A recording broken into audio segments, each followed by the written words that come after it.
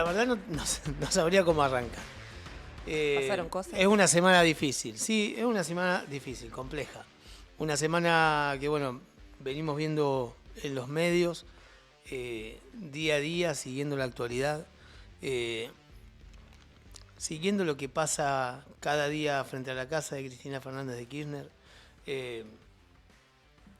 La verdad que es una actualidad, un momento que difícil de intentar de comprender. Podemos hacer un reconto de hechos, ¿sí? Cosas que han sucedido. Era una posibilidad de programa, ir dando una cronología de los hechos sucedidos en los últimos días. Podíamos elegir pararnos en la dicotomía actual, en la coyuntura actual del peronismo, de cómo sale de este atolladero. Podíamos elegir pararnos desde el lugar de tirarle al Poder Judicial o seguir tirándole al gobierno de Javier Milei, entendiendo que a lo mejor tenga algún tipo de responsabilidad respecto del fallo de la Corte Suprema. Podíamos, no sé, elegir quedarnos en la línea de trabajo que venimos teniendo semana a semana en este programa, que es Los del Fuego, en esta propuesta del sur, en esta propuesta fueguina, en esta propuesta que llevamos adelante desde el centro geográfico de la patria bicontinental. Cuando digo seguir adelante con esta propuesta, es bueno, una propuesta que tiene que ver con analizar el día a día de un país que vemos afectado por políticas de ajuste, de una realidad cotidiana de los argentinos que pierden calidad de vida, que pierden poder adquisitivo, que viven cada día peor, que ven cómo cada día, y tal y como venimos describiendo, y el otro día le poníamos nombre y apellido, y es aquello que el peronismo en algún momento reconocía como sujeto político y le otorgaba derechos, hoy como si transitásemos el camino inverso, desconociendo a ese sujeto político para poder retirarles esos derechos. Y en ese camino de ese tipo de programas que venimos haciendo y ver cómo en esa coyuntura se le empiezan a recortar derechos, afectar bienestares, recortar calidad de vida a los sectores más vulnerables de la sociedad, siempre los más vulnerables, decíamos el otro día. Es fácil ser fuerte con los débiles cuando luego está siendo débil con los poderosos. Eso es lo difícil, ¿no? Decía Néstor, hacerte fuerte con los poderosos. Bueno, podríamos seguir por esta línea y ver cómo le siguen afectando a los jubilados, cómo siguen entregando Malvinas, cómo siguen recortando derechos o recortando salarios, cómo nos siguen mintiendo con una supuesta inflación del 1.5, mientras vos ves que el sueldo te alcanza cada vez menos porque tenés la paritaria pisada. Pero bueno, hay una coyuntura hoy que se para por encima de eso y que tiene que ver con la condena a Cristina Fernández de Kirchner, entendiendo que fue 2 veces presidenta, que quizás eso la ponga en el lugar de referente político más importante de este siglo en este país, la única, 2 veces presidenta, referenta del único espacio que en las últimas décadas, o en el último siglo si se quiere, ha conseguido tener 3 mandatos consecutivos. Bueno, eso la transforma en un personaje distinto a todos los demás que integran el escenario político de este país. Condenaron a una presidenta. Y eso nos pone en un lugar distinto y nos obliga a tener que ocuparnos del tema para intentar comprenderlo, no para explicarle a nadie lo que ha pasado, porque la verdad no sé si estamos capacitados o con los elementos necesarios como para poder explicarle a nadie. Sí, para poder sumarnos al grupo, al colectivo, e intentar comprender el momento y la que viene. Sobre todo la que viene, que me parece que es la más complicada. Silvia González, ¿cómo estás?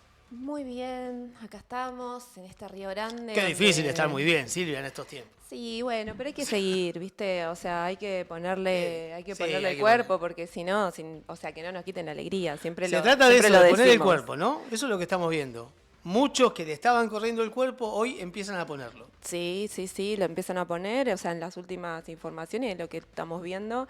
De hecho, hay comentarios digamos, en los diferentes canales sobre también esta movilización espontánea, ¿no? Sí. Hay cortes donde también, o sea, como están preocupados en esta cuestión porque no hay como en muchos espacios no hay ni una organización. Bueno, esta Hay es como una de las una cuestiones. espontaneidad, ¿viste? Esta es una de las cuestiones que a mí me parece interesante que podamos abordar, ¿no? Esto de muchas personas, mucha gente, porque ya no hablar de los colectivos, sí, uno presuponía que, bueno, la Cámpora iba a estar en la puerta de la casa de Cristina, acompañando, era una obviedad, los sindicatos tenían que, o deben, ¿no? Y puede ser otra obviedad, pero mucha gente, muchas personas de a pie, muchos sectores que no coinciden ideológicamente con el peronismo, están poniendo el cuerpo y están poniendo palabra.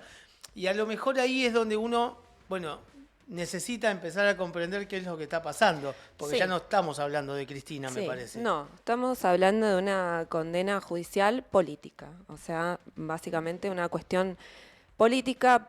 Podemos debatir más, como vos decís, nadie tiene la verdad absoluta, estamos dando una mirada y todas las personas van a hacer sus propias lecturas y elecciones sobre cómo interpretar este suceso que estamos atravesando, ¿no? La realidad es que desde noviembre de 2024, la Cámara Federal de Casación Penal, compuesta por los jueces Mariano Boninsky, Diego Barretaveña y Gustavo Hornos, confirman la condena a Cristina Fernández de Kirchner a 6 años de prisión por el delito de administración fraudulenta, ¿no? Y la inhabilitación perpetua del ejercicio público. Sí. Bien, luego de esto se cruzan recursos más o menos. La cuestión acá realmente es como nombrar un poco quiénes son estos jueces, ¿no? Estamos hablando Bueno, de... párate ahí. Sí, nos Entonces, paramos, dale. Estos son los hechos concretos. Digo, 13 de noviembre de 2024, la Sí, Sala 4 del Tribunal de Casación, que es el máximo tribunal penal federal del país, sí, confirma una condena de 6 años de prisión e inhabilitación a cargos públicos a Cristina. exacto. ¿Sí? A lo que se interpone un recurso En de ese queja. caso, digo, no somos especialistas jurídicos ni muchísimo menos. En ese caso, la única alternativa, la última instancia jurídica es la Corte Suprema. ¿Sí? Claramente. Y hasta sí. ahí llegamos. Exacto. Y sí. el otro día es lo que sucede. La Corte Suprema confirma el fallo que ya había confirmado previamente en 2024 el Tribunal de Casación. Es así. Eso es lo que sucede. Eso es lo que tenemos a día de hoy. Si entramos a interpretar, bueno, un montón de interpretaciones. Y ahora vamos a ir con lo que decía Silvia. ¿Quiénes son los jueces que integran ese Tribunal de Casación? Sí. Pero, primero, ¿desde dónde vamos a hablar? Y esto me parece importante. ¿Dónde estamos parados?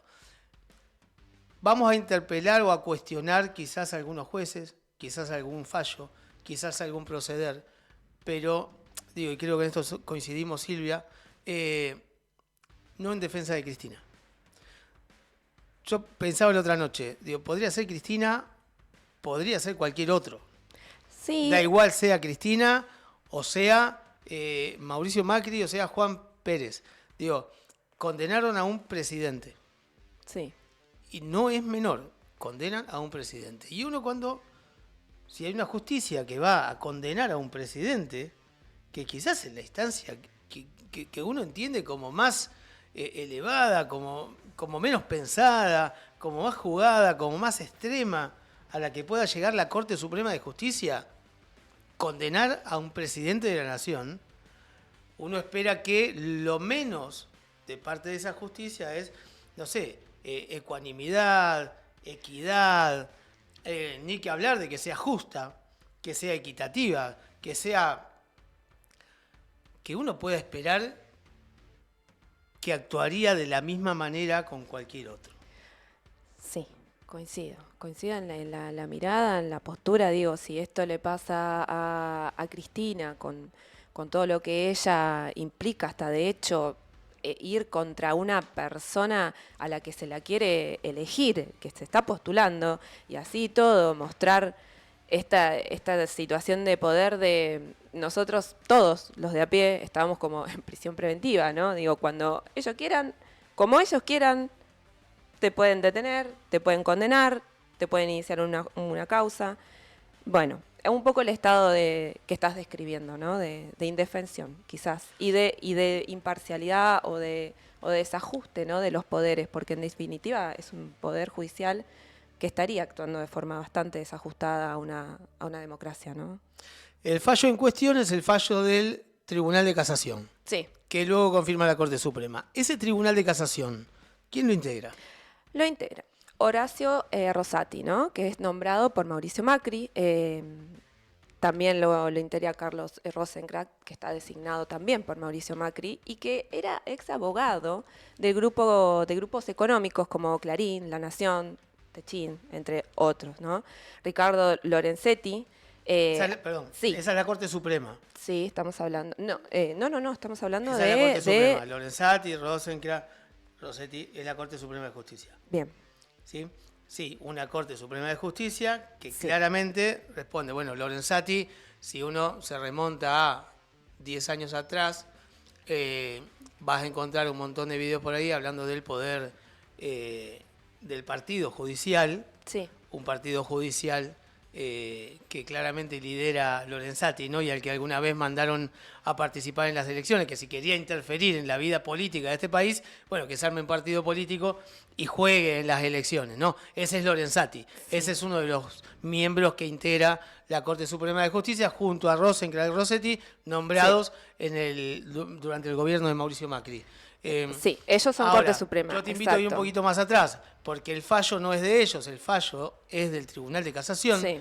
y ellos lo que hacen es ratificar el fallo de casación, que en realidad algunos entendidos en materia judicial quizás nos explicarían que la Corte Suprema, y ahora hoy tenemos invitado acá en piso, vamos a tener a Guillermo Lacase, uno de los periodistas que más y mejor lee la política, ¿sí? No solo la fueguina, sino la nacional, de uno de los periodistas riograndenses que más y mejor lee la política, aparte de mi amigo, claramente. Ah, bien, bien. Está esperando y ahora en unos minutos va a estar acá en el estudio y nos va a confirmar, ratificar, nos va a corregir algunas cuestiones seguramente, pero digo, iba a lo siguiente. Hay quienes reclaman que la Corte Suprema, más que ratificar un fallo, lo que tendría que haber hecho es responder el recurso que presenta la defensa, y es lo que no hizo, porque varios recursos presentados por la defensa no fueron atendidos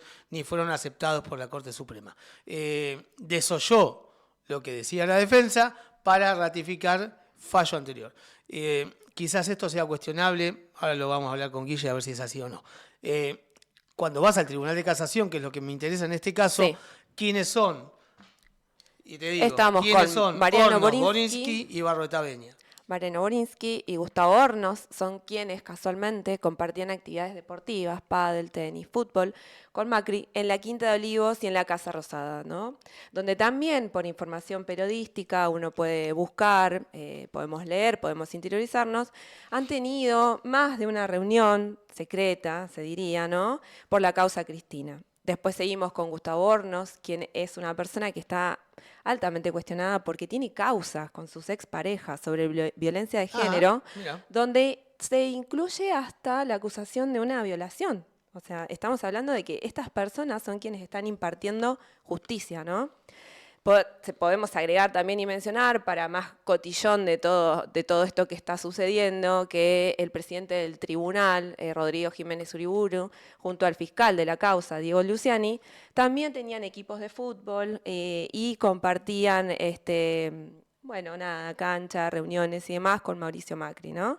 Digo, la imparcialidad de estos jueces, no sé, vamos a ver por dónde estaría, ¿no?, esta cuestión. O sea, lo que intentamos hacer es trazar un hilo conductor, un entender cómo conecta quien estuvo encargado de emitir un fallo, en este caso el Tribunal de Casación,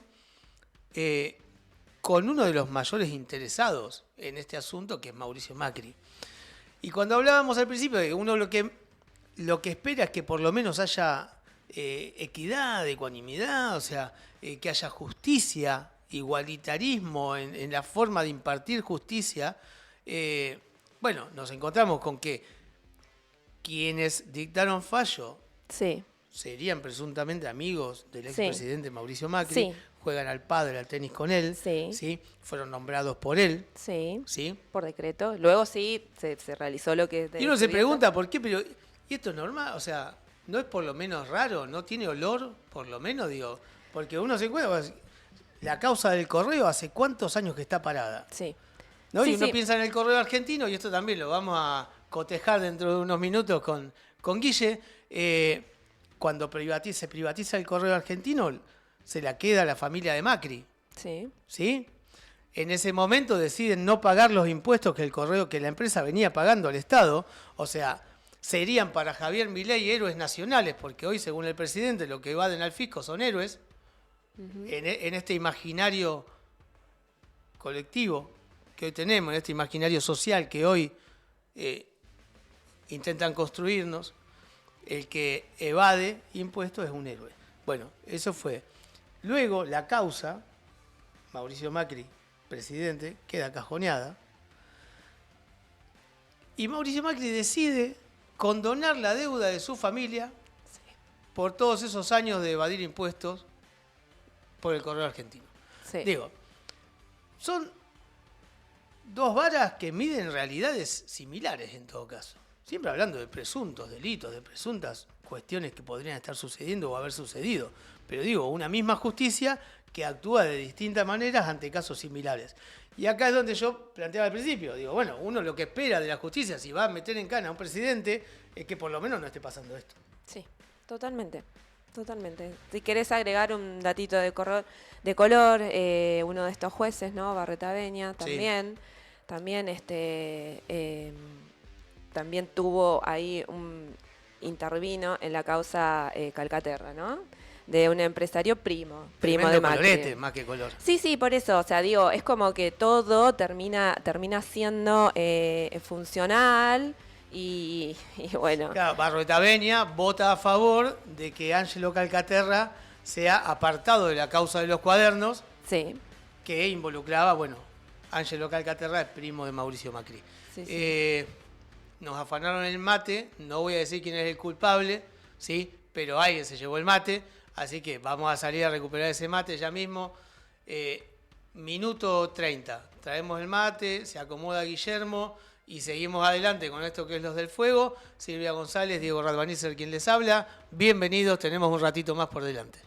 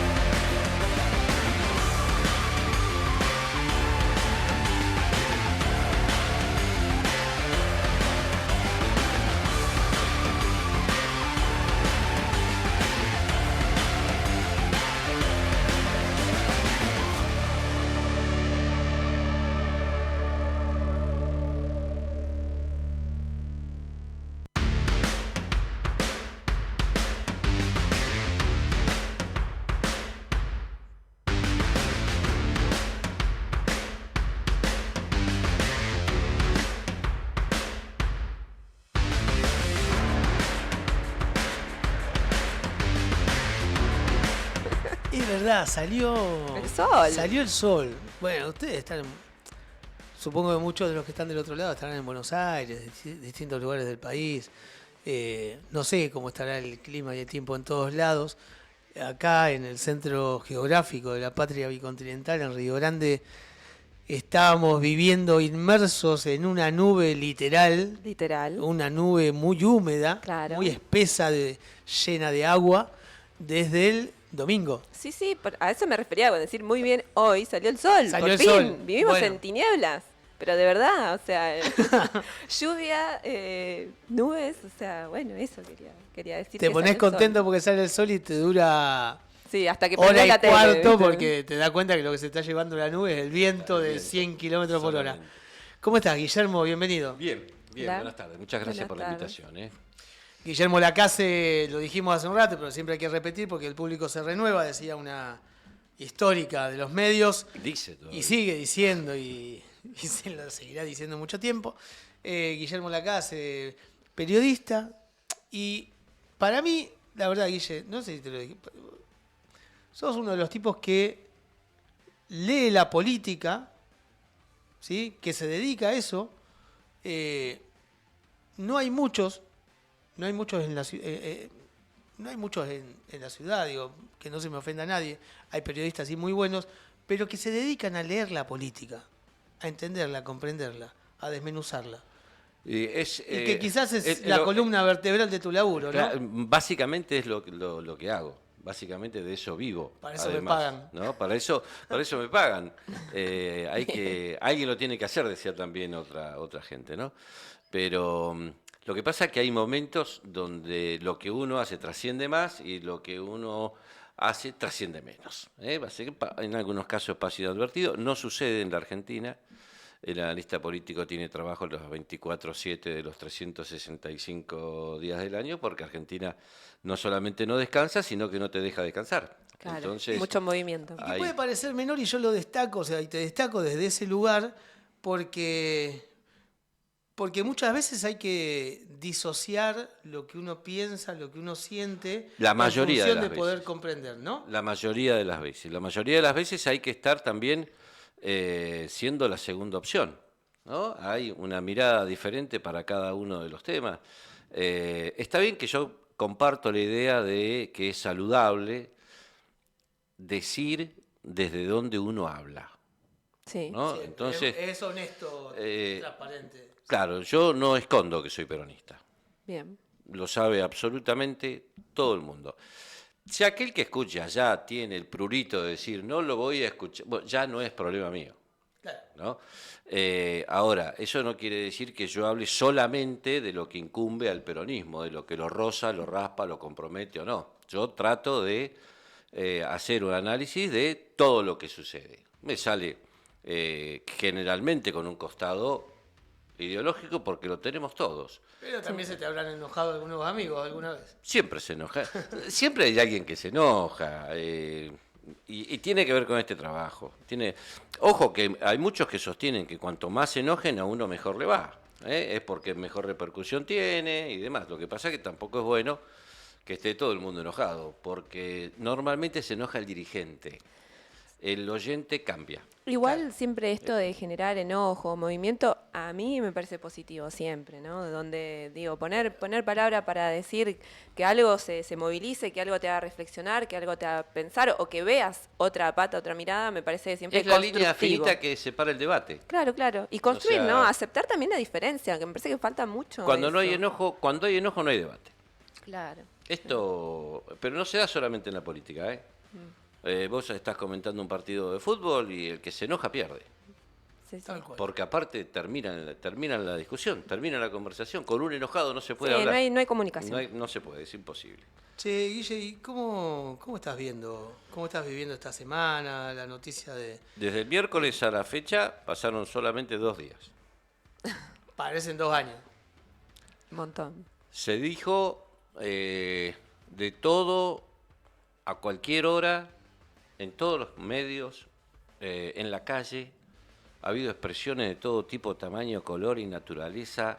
Ha habido personas que han recuperado cierto protagonismo, aunque sea efímero, han podido meter un bocadillo, se han abierto algunos canales que no siempre estaban cerrados, pero no por decisión propia, sino porque la situación lo ameritó.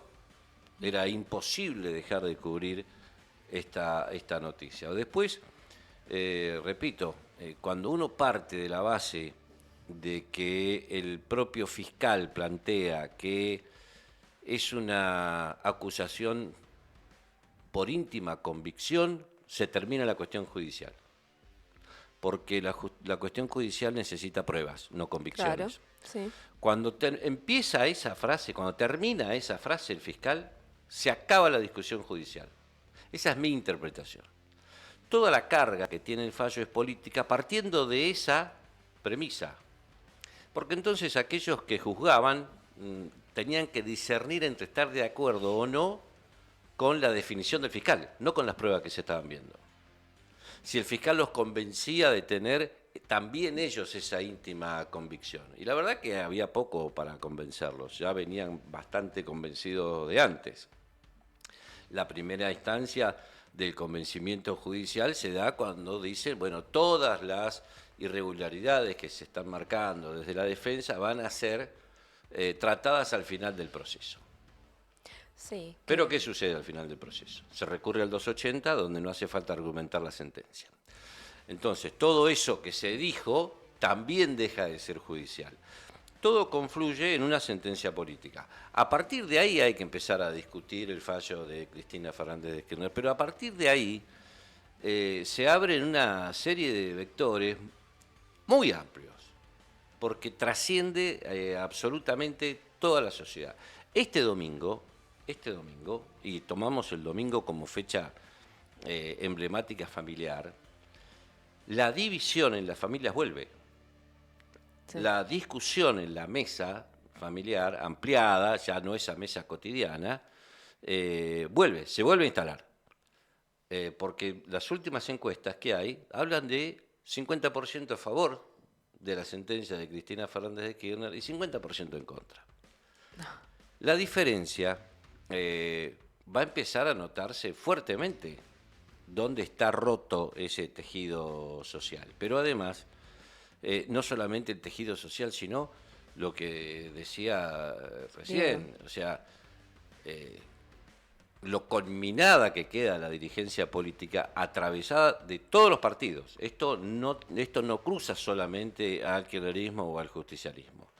Ya ha habido algunas posiciones, en algunos casos históricas. Las posiciones del PRO y demás son las posiciones de la derecha, que la derecha ha actuado así durante toda su vida, no debe sorprender absolutamente a nadie. En realidad tampoco debe sorprender alguna actitud del radicalismo. Sí.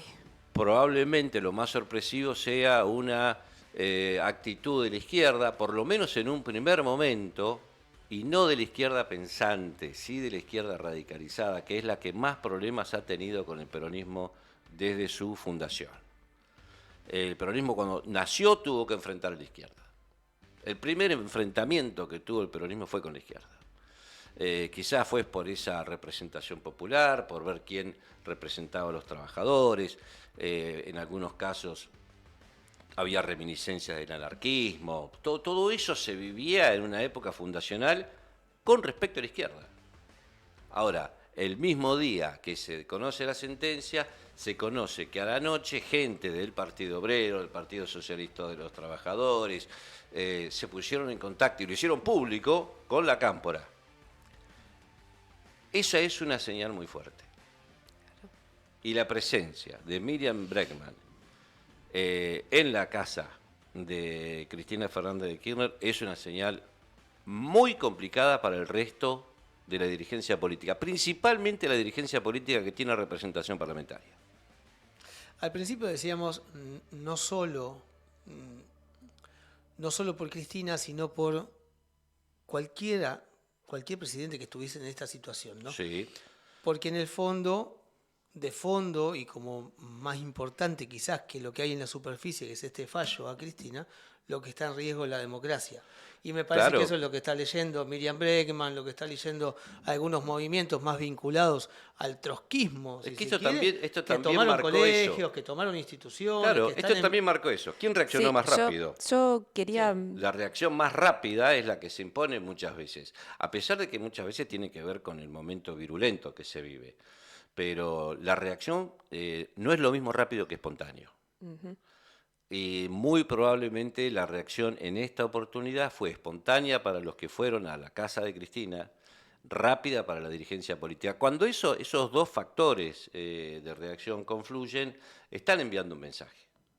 No es algo casual, de ninguna manera. Sí, me alarma este dato que dijiste del 50-50, ¿no? Porque, digo, en esta idea que estamos hablando, ¿no? Desarrollando, podés no quererla, ¿no? Podés no coincidir con Cristina, podés no ser parte del peronismo, ni de ninguna de las acciones que ha tenido, de los gobiernos que tuvo, podés estar en contra de todo, podés odiarla, ¿no? Pero digo, avalar y entender y seguir en esta, como lo hizo la UCR, ¿no? Diciendo que se impartió justicia cuando claramente a las claras no hay un lugar de justicia. O sea, no hay prueba, no hay nada. Hay una justicia que convive con el poder, con un poder por atrás, ¿no? Con un poder económico, con ciertas empresas, personas.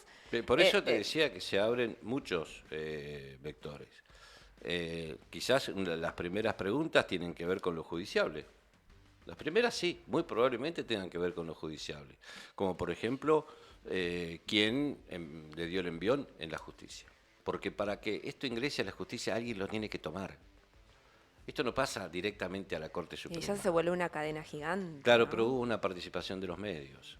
Y eso se da cuando los medios empezaron a pertenecer a empresas privadas, a fondos, cuando empezaron a ser un objetivo muy deseable a la hora de aplicar poder. Esto no es nuevo.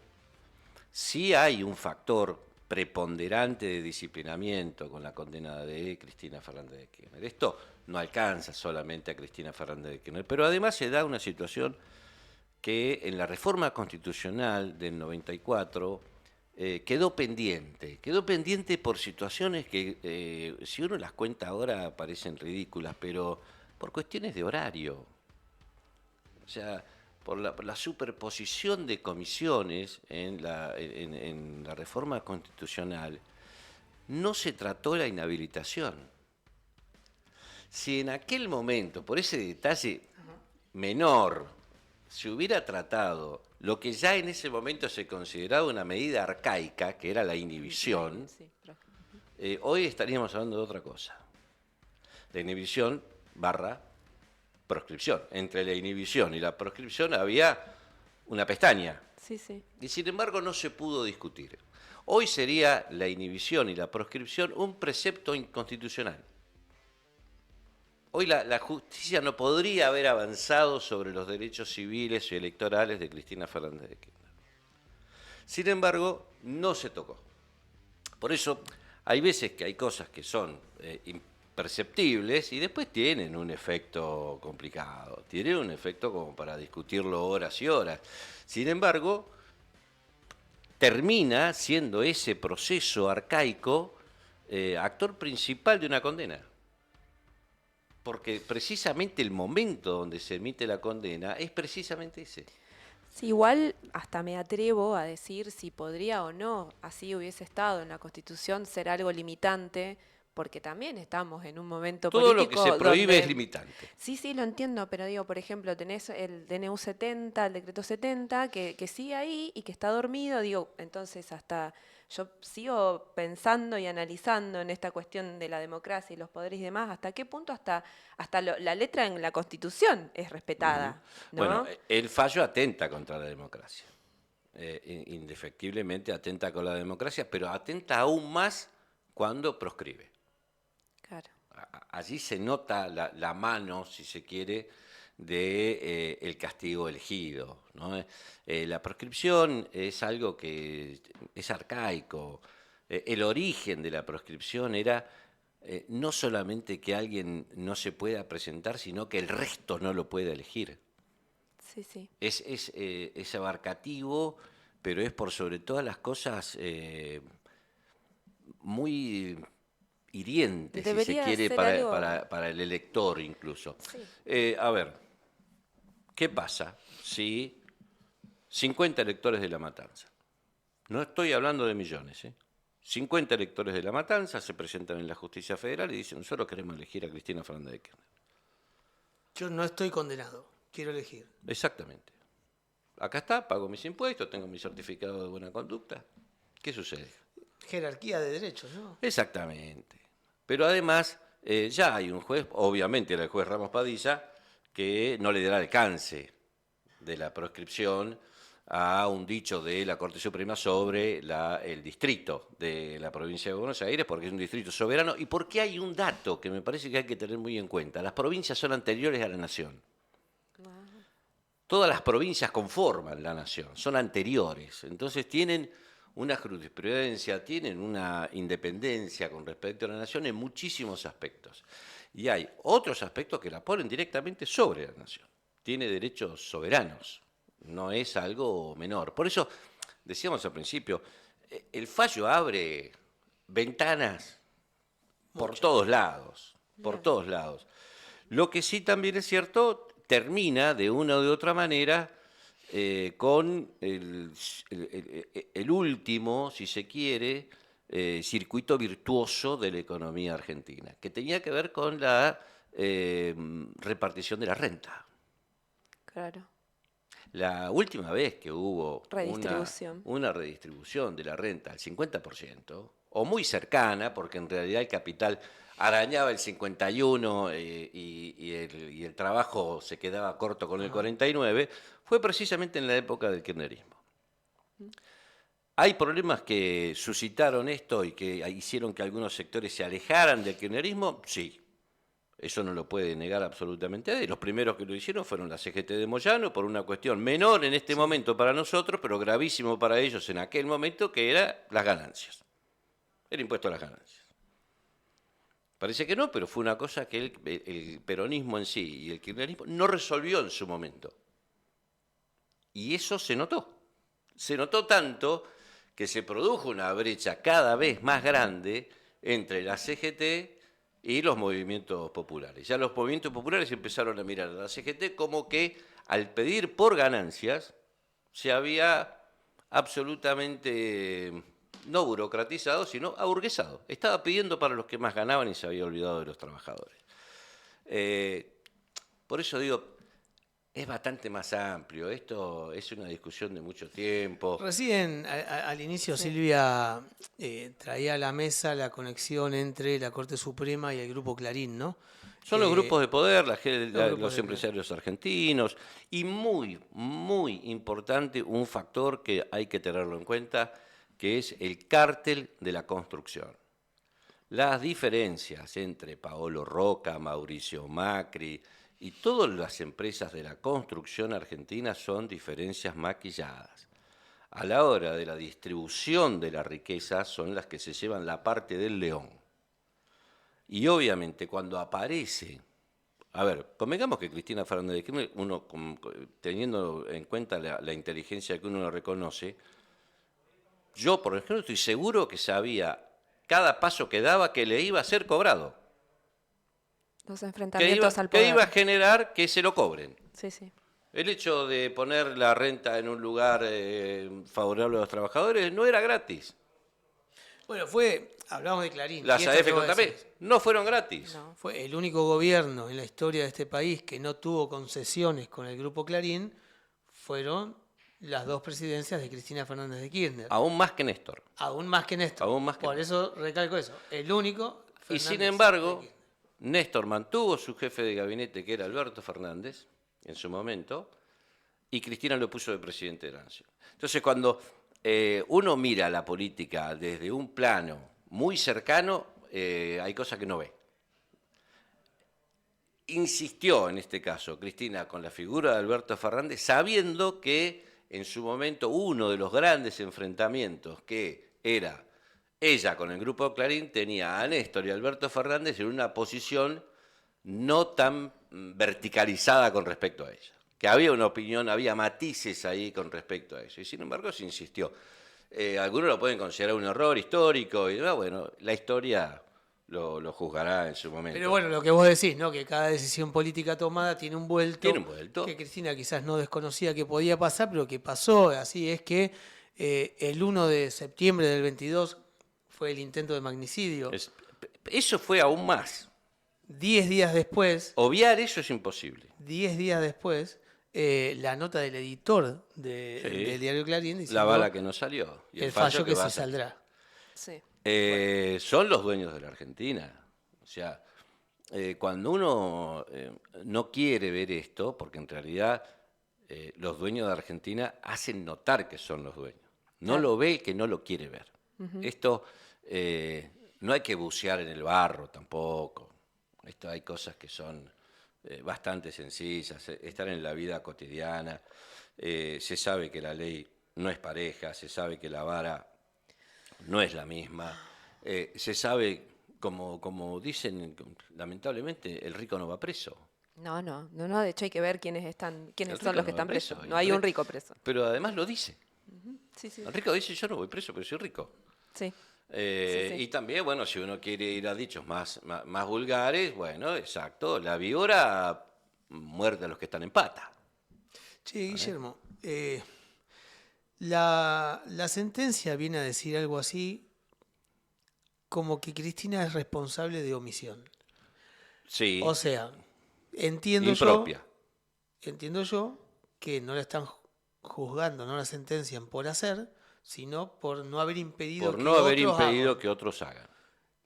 Ese fraude ajeno tampoco en ningún momento de la causa está comprobado que haya pasado. No hay nada comprobado en la De causa. hecho, hay un perito que dice que las obras están hechas. No, hay varios peritos. Que dicen que De hecho, perdóname que te interrumpa. Sí, dale. El perito de Iguacel, que en ese momento era el presidente de Vialidad, y coloca a ese perito, el perito oficial de Vialidad, para que declare y muestre todas las falencias, termina la locución diciendo, lamento que me hayan citado acá para decir algo que no existió, las obras se hicieron, no hubo sobreprecios, nosotros no tenemos que controlar los precios, nosotros tenemos que controlar la obra, aún así controlamos los precios, a pesar de que no lo teníamos que controlar, no encontramos. O sea, Ahí hay un parate. Porque digo, son preguntas, aunque no parezcan. sí, sí, ¿no? sí. Digo, Lo que pasa es que y vos vamos vas y siguiendo. venimos, Listo. hay una cuestión La obra judicial se que yo no me ejecutó. animo a... Las obras se ejecutaron. Sí, Sobreprecios no hubo. no hubo. Listo. Las obras Fueron en están Santa Cruz. Las obras están aprobadas por presupuesto. Sí, pero fueron en Santa Sí, Cruz. por eso. Algunos hechos que quiero Claro. que nos desasnes o que nos cuentes un poquito más. Digo, las obras están aprobadas en presupuesto, en el Congreso. Sí. O sea, habría que haber llamado a todos los diputados que votaron a favor de la obra. La ejecución de Habría la, tenido la participación. ejecución presupuestaria depende del jefe de gabinete. Listo. No se citó en ningún momento a nadie del jefe de No, el gabinete. jefe de gabinete no fue citado. Nunca fue citado a la causa. La ejecución Es el de la responsable obra- máximo administrativo del gobierno. La ejecución de la obra ya depende del gobierno de Santa Cruz. Dependió y se hizo de esa manera. Tampoco sumado a la causa. Tampoco. Bueno, recordemos que hubo dos causas. Por eso otra de las discusiones es que ha sido juzgada dos veces por el mismo delito. Hubo una que fue allá por el 2008 que motorizó Elisa Carrió. La ruta. No. Es diferente, es exclusivamente el tema de la obra pública en Santa Cruz. Las obras no realizadas por Lázaro Báez. Esa discusión se terminó en Santa Cruz. Cuando asume Iguacel y asume Mauricio Macri, y asume Iguacel en Vialidad, reviven esa causa. Con un escrito, eso que estaba terminado, muerto y enterrado, revive. Y se arma esta causa que es la que termina, la famosa causa Vialidad, que es la que termina con este fallo. Pero hubo dos causas. Por eso el hecho del planteo de decir que fue juzgada dos veces por la misma causa. Irregularidades hay de todo tipo, tamaño, color y naturaleza. Lo que no hubo fue voluntad de tratar esas irregularidades. Entonces ahí es donde, yo te decía al principio, aquel que lo ve con otros ojos, como en el caso mío por el trabajo, no puede hablar de una cuestión judicial.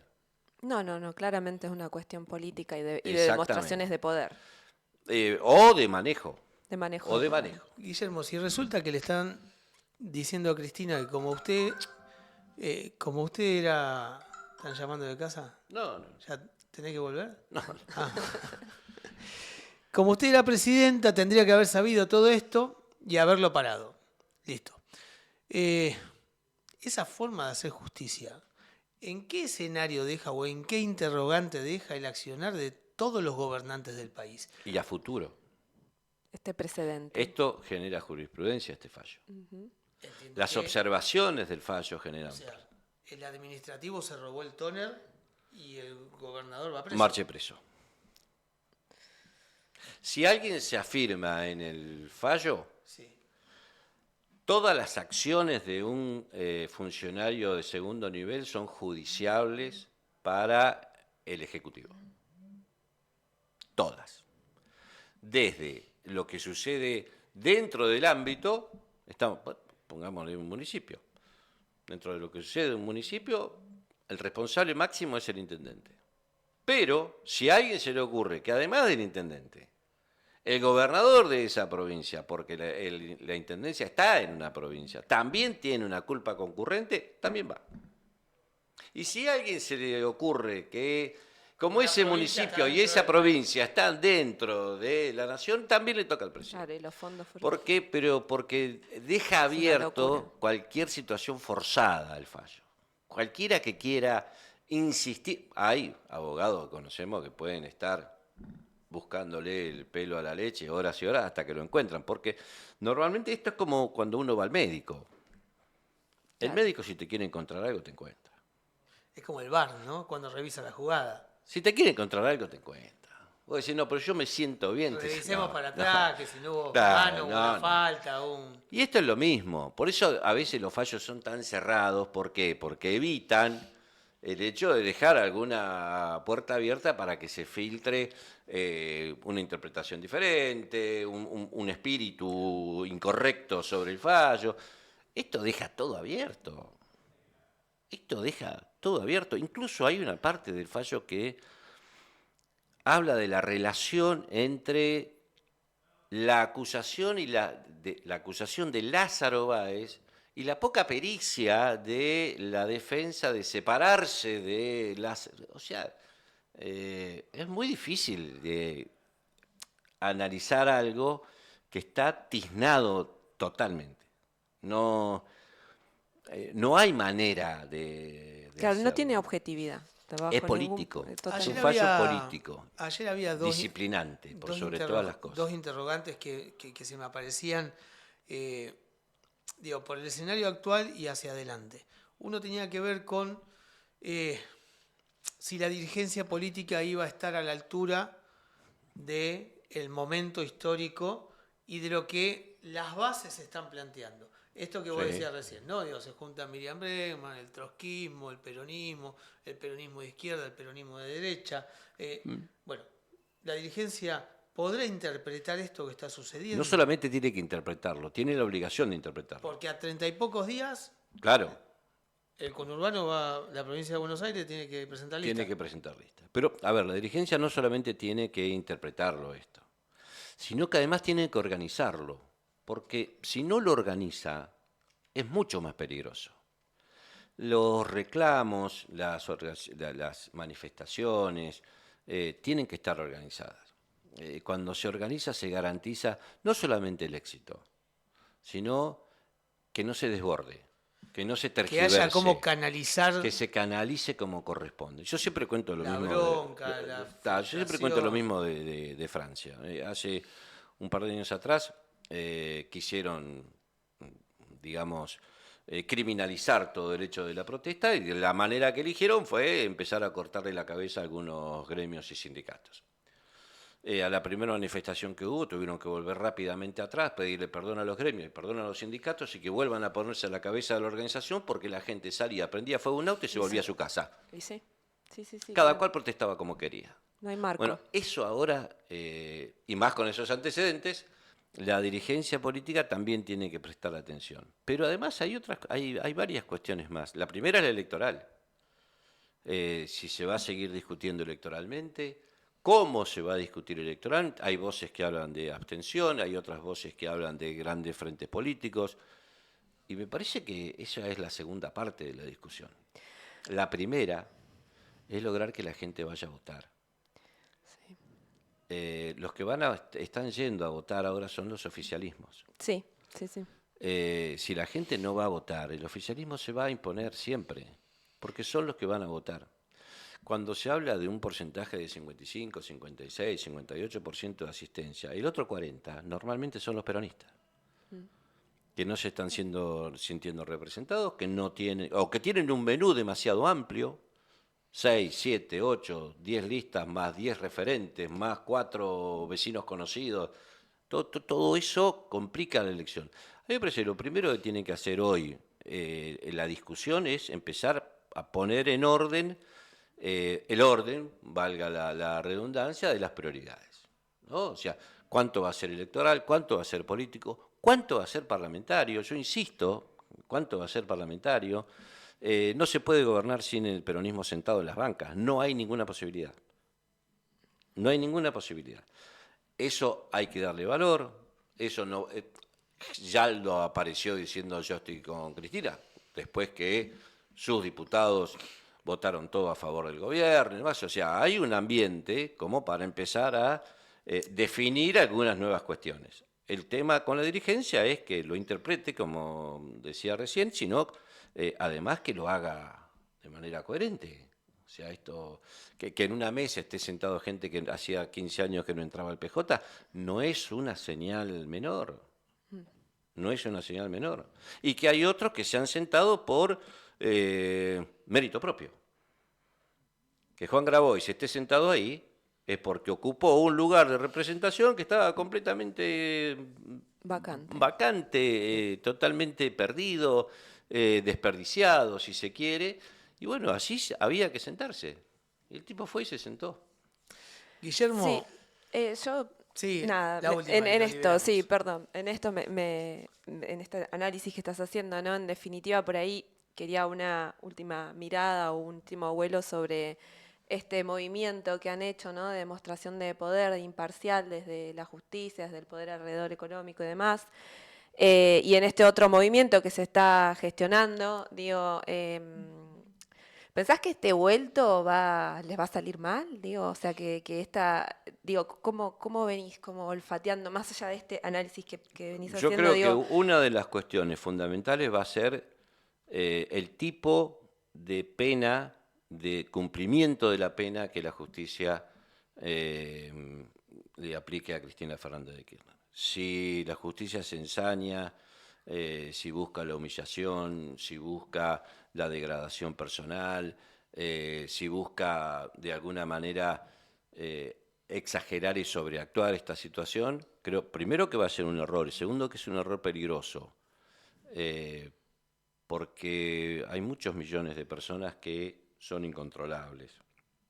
No hace falta, no tiene que haber ningún tipo de provocación con respecto a esto, porque la gente no está para que la provoquen. no, menos en Entonces me parece que ese va a ser un punto donde además me imagino que en el propio sector de poder están batallando sobre eso. Calculo que hay algunos que están buscando esto precisamente, que este acto de justicia deje de ser justicia y pase a ser venganza. Claro. No. La bala que no salió, el fallo que sí va a salir, que sí saldrá, eso decía Clarín, 10 días después de que intentaban matar a Cristina. A partir de ahí, todo un andamiaje judicial puesto en marcha para llegar a la situación en la que estamos hoy, con la democracia en jaque. Insisto, con la democracia en jaque. Esto no solo es por Cristina, es también por Cristina. Es por Cristina, es por todos. Es porque, decíamos antes, si la justicia se va a animar a meterse con un presidente, por lo menos tiene que ser con las reglas del juego claras, ¿sí? Y no parece que sea lo que tengamos acá, reglas de juego claras. Un tribunal de casación, que es quien confirma una sentencia condenando a Cristina a 6 años de prisión e inhibición o inhabilitación para cargos públicos. Un tribunal integrado por 3 amigos de Macri, Hornos, Boriski y Barroetaveña, 2 de ellos jugadores de pádel con Macri. Y el otro nombrado por Macri. El otro, Barroetaveña, que votó a favor de que Ángelo Calcaterra quede afuera de la causa de los cuadernos. Ángelo, primo de Macri. Esa justicia, junto a Lorenzati, Rosencrantz y Rossetti, también una Corte Suprema amiga de las corporaciones, amiga del poder, amiga de Macri, es la que decide que un presidente de la nación, la que, como nos decía Guillermo recién, consiguió repartir 50-50 las riquezas de este país, la ganancia de este país, entre el poder y los trabajadores, hoy estemos esperando que nos digan si va a cumplir prisión en su casa, domiciliaria, o va a ir a prisión. Hoy nos están montando un circo respecto de con tobillera, sin tobillera, con visita, sin visita. Irrelevante. Lo que estamos discutiendo es otra cosa, que es la democracia, que es lo que está en peligro y que es de fondo lo que más nos preocupa a todos, no lo que estamos acá sentados solamente, sino, como hablábamos recién con Guillermo, Miriam Bregman, el trotskismo, la izquierda, movimientos democráticos, sindicalistas, gremialistas, sociales, que ganaron la calle. Y a lo mejor este sea uno de los síntomas positivos que uno puede encontrar hoy, que volvimos a ganar la calle, que volvimos a tener ganas de participar. Bueno, si es así, bienvenido sea. Hay datos que dan miedo, ¿no? Este 50 y 50, entre que hoy dicen sí o no, Cristina acá, Cristina allá, bueno, vuelve la grieta. Bueno, no sé. No se fue nunca la grieta. No se fue nunca. Quizás la grieta muchas veces ordena, no lo sé. La realidad es que, bueno, hoy volvimos a ganar la calle. Hoy estamos preocupados por la democracia y es lo que venimos a defender. Guillermo, gracias. No, por favor, gracias. Me parece que los viernes te vamos a estar llamando. No, Sí. Muchas gracias. Muchas gracias. Muy amable. Tarde libre los viernes, acá te recibimos. Silvia González, gracias. Gracias, Guillermo. No, por favor, gracias a ustedes de vuelta. Che, Fabián, Walter, Cristian, del otro lado, como siempre, un lujo lo de ustedes. Muchas gracias. Gonza Ortiz, el jefe, el que tiene los galones en el hombro, el que ordena todo esto. Gracias, Chao. Gonza.